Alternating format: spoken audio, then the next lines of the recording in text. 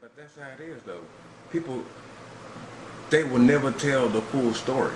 You will never get the full story from any shit that happens or anything goes wrong. You never get the full story.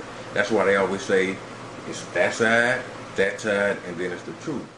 But they only tell one side of the story. Every time somebody tells a story about some conflict or some shit that happened, they always tell one side of the fucking story. You know what I'm saying? Like if me and you tight, every time they see you, they see me. Every time they see me, they see you. Now say I start doing a bunch of shiesty shit, and you like, nah man, I can't fuck with you no more. You know what I'm saying? I'm gonna do my own thing. Alright, cool. Yet, when people come and ask me, they be like, damn, what happened with y'all? And I be like, well shit, man, Nick say he wanna go do his own thing, so shit, let him go ahead and do that. Yet, I'm not telling them what I did to make you go and do that. You know what I'm saying?